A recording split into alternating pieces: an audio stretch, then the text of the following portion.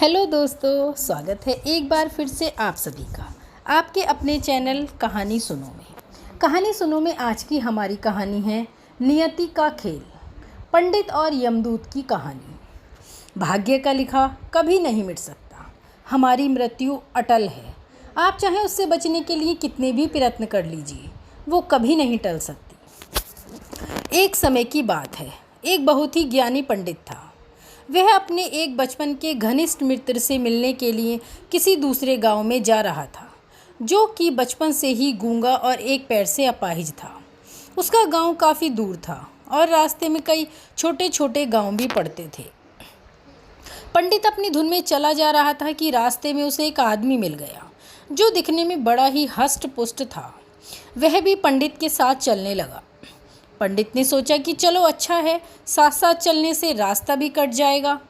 पंडित ने उस आदमी से उसका नाम पूछा तो उस आदमी ने अपना नाम महाकाल बताया।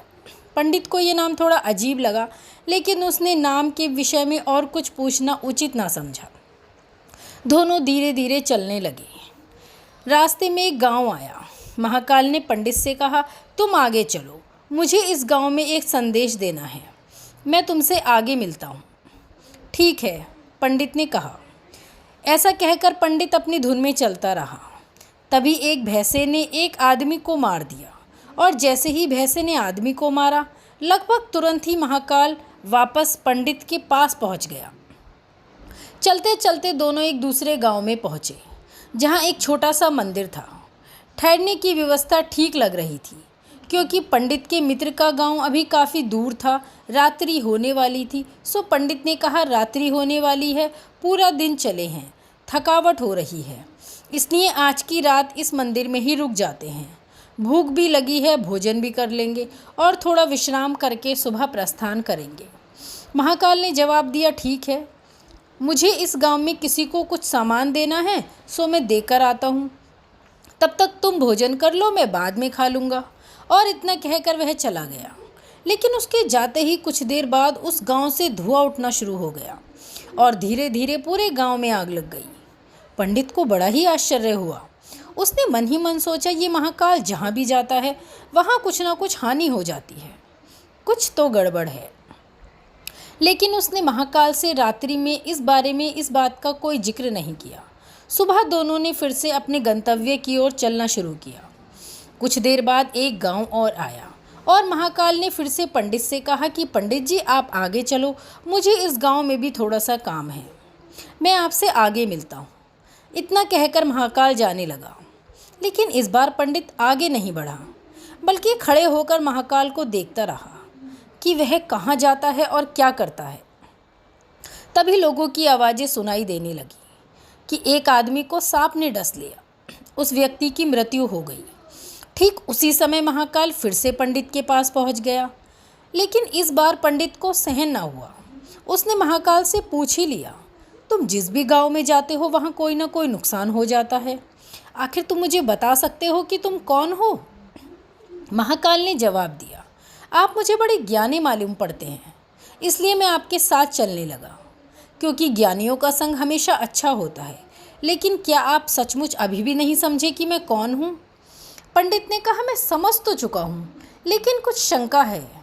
सो यदि तुम अपने आप मुझे उपयुक्त परिचय दे दो तो मेरे लिए समझने में आसानी होगी। महाकाल ने जवाब दिया, मैं यमदूत हूँ और यमराज की आज्ञा से उन लोगों के प्राण हरण करता हूँ जिनकी आयु पूर्ण हो चुकी है। हालांकि पंडित को पहले से ही इस बात की शंका थी, फिर भी महाकाल के मुँह से यह बात सुनकर पंडित थोड़ा घबरा गया। लेकिन फिर हिम्मत करके पूछा कि अगर ऐसी बात है तो तुम सच में यमदूत हो, तो बताओ अगली मृत्यु किसकी है? यमदूत ने जवाब दिया, अगली मृत्यु तुम्हारे उसी मित्र की है जिससे तुम मिलने जा रहे हो, और इसकी मृत्यु का कारण भी तुम ही होगे। यह बात सुनकर पंडित थोड़ा ठिठक गया और बड़े पशोपेश में पड़ गया कि यदि वास्तव में वह महाकाल एक यमदूत हुआ और उसकी बात सही होगी और उसके कारण उसके बचपन के सबसे घनिष्ठ मित्र की मृत्यु हो जाएगी, इसलिए अब यही बेहतर है कि मैं अपने मित्र से मिलने ही ना जाऊं। कम से कम मैं उसकी मृत्यु का कारण तो नहीं बनूंगा। तभी महाकाल ने कहा, तुम जो सोच रहे हो वह मुझे पता है, लेकिन तुम्हारे अपने मित्र के मिलने न जाने से नियति नहीं बदलेगी। तुम्हारे मित्र की मृत्यु निश्चित है और वह अगले कुछ क्षणों में घटित होने वाली है। महाकाल के मुख से यह बात सुनते ही पंडित को झटका लगा, क्योंकि महाकाल ने उसके मन की बात जान ली थी, जो कि किसी सामान्य व्यक्ति के लिए संभव नहीं था। फलस्वरूप पंडित को विश्वास हो गया कि महाकाल सचमुच यमदूत ही है, इसलिए वह अपने मित्र की मृत्यु का कारण ना बने, इस हेतु वह तुरंत पीछे मुड़ गया और अपने गांव की तरफ लौटने लगा। परंतु जैसे ही वह मुड़ा, सामने से उसे उसका मित्र उसी की ओर तेजी से आता हुआ दिखाई दिया, जो कि पंडित को देखकर अत्यधिक प्रसन्न लग रहा था। अपने मित्र के आने की गति को देख पंडित को ऐसा लगा जैसे कि उसका मित्र काफ़ी समय से उसके पीछे पीछे ही आ रहा था, लेकिन क्योंकि वह बचपन से गूंगा और एक पैर से अपाहिज था, इसलिए न तो पंडित तक पहुंच पा रहा था और न ही उसे आवाज़ देकर रोक पा रहा था। लेकिन जैसे ही वह पंडित के पास पहुंचा, अचानक न जाने क्या हुआ और उसकी मृत्यु हो गई। पंडित हक्का बक्का सा आश्चर्य भरी नज़रों से महाकाल की ओर देखने लगा, जैसे कि पूछ रहा हो आखिर हुआ क्या उसके मित्र को। महाकाल पंडित के मन की बात समझ गया और बोला, तुम्हारा मित्र पिछले गांव से ही तुम्हारे पीछे पीछे आ रहा था, लेकिन तुम समझ ही सकते हो कि वह अपाहिज और गूंगा होने के कारण वह तुम तक नहीं पहुंच सका। उसने अपनी सारी ताकत लगाकर तुम तक पहुंचने की कोशिश की, लेकिन बुढ़ापे में बचपन जैसी शक्ति नहीं होती, शरीर में इतनी ताकत नहीं होती, इसलिए हृदयाघात की वजह से तुम्हारे मित्र की मृत्यु हो गई और उसकी वजह हो तुम, क्योंकि वह तुमसे मिलने हेतु तुम तक पहुंचने के लिए ही अपनी सीमाओं को लांघते हुए तुम्हारे पीछे भाग रहा था। अब पंडित को पूरी तरह विश्वास हो गया कि महाकाल सचमुच ही यमदूत है और जीवों के प्राण हरण करना ही उसका काम है। चूँकि पंडित एक ज्ञानी व्यक्ति था और जानता था कि मृत्यु पर किसी का कोई बस नहीं चल सकता, वह सभी को एक न एक दिन मरना ही है, इसलिए उसने जल्दी ही अपने आप को संभाल लिया। लेकिन सहसा ही उसके मन में अपनी स्वयं की मृत्यु के बारे में जानने की उत्सुकता हुई, इसलिए उसने महाकाल से पूछा, अगर मृत्यु मेरे मित्र की होनी थी तो तुम शुरू से मेरे साथ क्यों चल रहे थे? महाकाल ने जवाब दिया, मैं तो सभी के साथ चलता हूँ और हर क्षण चलता रहता हूँ, केवल लोग मुझे पहचान ही नहीं पाते, क्योंकि लोगों के पास अपनी समस्याओं के अलावा किसी और व्यक्ति, वस्तु, घटना के संदर्भ में सोचने या देखने का समय ही नहीं होता। पंडित ने आगे पूछा, तो क्या तुम बता सकते हो कि मेरी मृत्यु कब और कैसे होगी? महाकाल ने कहा, हालांकि किसी सामान्य जीव के लिए ये जानना उपयुक्त नहीं है, क्योंकि कोई भी जीव अपनी मृत्यु के संदर्भ में जानकर व्यथित हो जाता है, लेकिन तुम ज्ञानी हो और अपने मित्र की मृत्यु को जितनी आसानी से तुमने स्वीकार कर लिया है, उसे देख मुझे ये लगता है कि तुम अपनी मृत्यु के बारे में जानकर भी ज़्यादा व्यथित नहीं होगे। सो तुम्हारी मृत्यु आज से ठीक 6 माह बाद आज के ही दिन, लेकिन किसी दूसरे राजा के राज्य में फांसी लगने से होगी। और आश्चर्य की बात यह है कि तुम स्वयं खुशी से फांसी को स्वीकार करोगे। इतना कहकर महाकाल जाने लगा, क्योंकि अब उसके पास पंडित के साथ चलने का कोई कारण नहीं था। पंडित ने अपने मित्र का यथास्थिति जो भी कर्मकांड संभवतः किया और फिर अपने गांव को लौट गया। लेकिन कोई व्यक्ति चाहे जितना भी ज्ञानी क्यों ना हो, अपनी मृत्यु के संदर्भ में जानने के बाद कुछ तो व्यथित होता ही है और उस मृत्यु से बचने के लिए कुछ ना कुछ तो करता ही है। सो पंडित ने भी किया। चूँकि पंडित विद्वान था, इसलिए उसकी ख्याति उसके राज्य के राजा तक थी।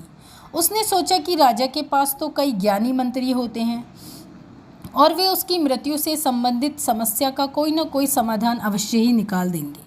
इसलिए वह पंडित राजा के दरबार में पहुंचा और राजा को सारी बात बताई। राजा ने पंडित की समस्या को अपने मंत्रियों के साथ बांटा और उनसे उचित सलाह मांगी। अंत में सभी की सलाह से तय हुआ कि यदि पंडित की बात सही है तो जरूर उसकी मृत्यु 6 महीने बाद होगी, लेकिन मृत्यु तब होगी जब वह किसी दूसरे राज्य में जाएगा।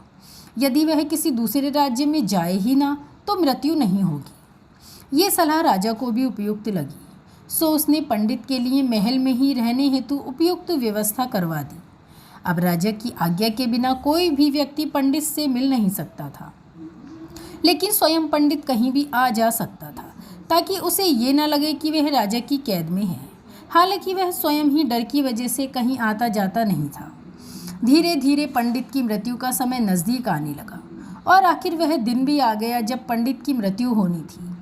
तो जिस दिन पंडित की मृत्यु होनी थी उससे पिछली रात पंडित डर के मारे जल्दी ही सो गया, ताकि जल्दी से जल्दी सुबह उठ जाए और अगला दिन बीत जाए और उसकी मृत्यु टल जाए। लेकिन स्वयं पंडित को नींद में चलने की बीमारी थी और इस बीमारी के बारे में वह स्वयं भी नहीं जानता था। इसलिए राजा या किसी और से इस बीमारी का जिक्र करना तो असंभव था। चूँकि पंडित अपनी मृत्यु को लेकर बहुत चिंतित था और नींद में चलने की बीमारी का दौरा अक्सर तभी पड़ता था जब ठीक से उसे नींद नहीं आती थी। सो उसी रात पंडित रात को नींद में चलने का दौरा पड़ गया। वह उठा और राजा के महल से निकलकर अस्तबल में आ गया। चूँकि वह राजा का खास मेहमान था, इसलिए किसी ने भी उससे कुछ नहीं पूछा, उसे रोका ही नहीं। अस्तबल में पहुंचकर वह सबसे तेज दौड़ने वाले घोड़े पर सवार होकर नींद की बेहोशी में ही राज्य की सीमा से बाहर दूसरे राज्य की सीमा में चला गया। इतना ही नहीं, वह दूसरे राज्य के राजा के महल में पहुंच गया और संयोग ये हुआ कि उसी महल में किसी पहरेदार ने उसे रोका नहीं, क्योंकि सभी लोग रात के अंतिम पहर की नींद में गुम थे। वह पंडित सीधे राजा के शयन कक्ष में पहुंच गया। रानी के एक ओर उस राज्य का राजा सो रहा था, दूसरी ओर स्वयं पंडित जाकर लेट गया। सुबह हुई तो राजा ने पंडित को रानी की बगल में सोया हुआ देखा। राजा बहुत क्रोधित हुआ। पंडित को तुरंत ही गिरफ्तार किया गया। पंडित को खुद भी समझ नहीं आ रहा था कि वे आखिर दूसरे राज्य में सीधे राजा के ही शयन कक्ष में कैसे पहुंच गया, लेकिन वहां उसकी सुनने वाला कोई नहीं था। राजा ने पंडित को राज दरबार में हाजिर करने का हुक्म दिया। कुछ समय बाद राजा का दरबार लगा, जहां राजा ने पंडित को देखा और देखते ही देखते इतना क्रोधित हुआ कि पंडित को फांसी पर चढ़ा दिए जाने का फरमान सुना दिया। फांसी की सज़ा सुनकर पंडित थर-थर काँप गया। फिर भी हिम्मत कर उसने राजा से कहा कि महाराज, मैं नहीं जानता कि मैं इस राज्य में कैसे पहुंचा। मैं ये भी नहीं जानता कि आपके शयन कक्ष में कैसे आ गया और आपके राज्य के किसी पहरेदार ने मुझे क्यों नहीं रोका। लेकिन मैं बस इतना जानता हूँ कि आज मेरी मृत्यु होने जा रही है। राजा को पंडित की ये बात थोड़ी अटपटी लगी। उसने पूछा, तुम्हें कैसे पता आज तुम्हारी मृत्यु होनी है? कहना क्या चाहते हो तुम? राजा के सवाल के जवाब में पंडित ने पिछले 6 महीनों में बीती पूरी बात बता दी और कहा कि महाराज, मेरा क्या, किसी भी सामान्य व्यक्ति का इतना साहस कैसे हो सकता है कि वह राजा की उपस्थिति में राजा के कक्ष में रानी की बगल में सो जाए। ये तो सरासर आत्महत्या ही होगी और मैं दूसरे राज्य से इसी राज्य में आत्महत्या करने क्यों आऊँगा। राजा को पंडित की बात थोड़ी उपयुक्त लगी, लेकिन राजा ने सोचा कि शायद वह पंडित मृत्यु से बचने के लिए महाकाल और अपनी मृत्यु की भविष्यवाणी का बहाना बना रहा है। इसलिए उसने पंडित से कहा कि यदि तुम्हारी बात सत्य है और आज तुम्हारी मृत्यु का दिन है जैसा कि महाकाल ने तुमसे कहा, तो तुम्हारी मृत्यु का कारण मैं नहीं बनूंगा। लेकिन यदि तुम झूठ कह रहे हो तो निश्चित ही आज के दिन तुम्हारी मृत्यु होगी। चूँकि पड़ोसी राज्य का राजा उसका मित्र था, इसलिए उसने तुरंत कुछ सिपाहियों के साथ दूसरे राज्य के राजा के पास पत्र भेजा और पंडित की बात की सत्यता का प्रमाण मांगा। शाम तक भेजे गए सैनिक फिर से लौटे और उन्होंने आकर बताया कि महाराज, पंडित जो कह रहा है, दूसरे राज्य के राजा ने पंडित को अपने महल में ही रहने की संपूर्ण व्यवस्था दे रखी थी और पिछले 6 महीने से ये पंडित राजा का मेहमान था। कल रात राजा स्वयं इसे अंतिम बार इसके शयन कक्ष में मिले थे और इसके बाद ये इस राज्य में कैसे पहुंच गया, इसकी जानकारी उन्हें खुद भी नहीं है। इसलिए उस राज्य के राजा के अनुसार पंडित को फांसी की सज़ा दिया जाना उचित नहीं था। लेकिन अब राजा के लिए एक नई समस्या आ गई। चूँकि उसने बिना पूरी बात जाने ही पंडित को फांसी की सज़ा सुना दी, इसलिए अब यदि पंडित को फांसी ना दी जाए तो राजा के कथन का अपमान होगा और राजा द्वारा दी गई सज़ा का मान भी रख जाए तो पंडित की बेवजह मृत्यु हो जाएगी। राजा ने अपनी समस्या का जिक्र अपने मंत्रियों से किया और सभी मंत्रियों ने आपस में चर्चा कर ये सुझाव दिया कि महाराज, आप पंडित को कच्चे सूत के एक धागे से फांसी लगवा दें। इससे आपके वचन का मान भी रहेगा और सूत के धागे से लगी फांसी से पंडित की मृत्यु भी नहीं होगी, जिससे उसके प्राण बच जाएंगे। राजा को ये विचार उपयुक्त लगा और उसने ऐसा ही आदेश सुनाया। पंडित के लिए सूत के धागे का फांसी का फंदा बनाया गया और नियम अनुसार पंडित को फांसी पर चढ़ाया जाने लगा। सभी खुश थे कि न तो पंडित मरेगा न ही राजा का वचन झूठा होगा। पंडित को भी विश्वास था कि सूत के धागे से उसकी मृत्यु नहीं होगी, इसलिए वह खुशी खुशी फांसी पर चढ़ने को तैयार था, जैसा कि महाकाल ने उससे कहा था। लेकिन जैसे ही पंडित को फांसी दी गई, सूत का धागा तो टूट गया, लेकिन टूटने से पहले उस धागे ने अपना काम कर दिया। पंडित के गले की नस कट चुकी थी उस सूत के धागे से, और पंडित जमीन पर पड़ा तड़प रहा था। हर धड़कन के साथ उसके गले से खून की फुहार निकल रही थी, और देखते ही देखते कुछ ही क्षणों में पंडित का शरीर पूरी तरह शांत हो गया। सभी लोग आश्चर्यचकित हक्के बक्के से पंडित को मरते हुए देखते रहे। किसी को विश्वास नहीं हो रहा था कि एक कमजोर से सूत के धागे से किसी की मृत्यु कैसे हो सकती है, लेकिन घटना घट चुकी थी। नियति ने अपना काम कर दिया था। जो होना होता है वह होकर ही रहता है। हम चाहे जितनी सावधानियां बरतें, चाहे जितने उपाय कर लें, लेकिन हर घटना और उस घटना का सारा ताना बाना पहले से निश्चित है, जिसे हम रत्ती भर भी इधर उधर नहीं कर सकते। इसलिए ईश्वर ने हमें भविष्य जानने की क्षमता ही नहीं दी, ताकि हम अपने जीवन को ज़्यादा बेहतर तरीके से जी सकें। अगर प्रत्येक इंसान को अपनी आने वाली मृत्यु का पता हो कि मृत्यु आज ही होगी या कल ही होगी, तो वह इंसान चिंता में अपनी ज़िंदगी का आनंद ही नहीं ले पाएगा। ईश्वर जो करते हैं हमेशा हमारे लिए उचित ही होता है, लेकिन हम उसके पीछे छिपा उचित परिणाम नहीं देख पाते। हमेशा दोष देते हैं अपने भाग्य ईश्वर को। तो दोस्तों, यही बताती है भाग्य का लिखा ये कहानी। और आप सभी को ये कहानी सुनकर विश्वास भी हो गया होगा कि हमारे भाग्य में जो भी लिखा होता है वह अटल होता है। हमारे जन्म के ही समय हर पल की घटना हमारे भाग्य के रूप में लिख दी जाती है परमात्मा के द्वारा। तो इसी के साथ इतनी लंबी कहानी में मेरे साथ जुड़े रहने के लिए आप सभी का बहुत बहुत धन्यवाद। परमपिता परमेश्वर की कृपा आप पर हमेशा ही बनी रहे। धन्यवाद साथियों।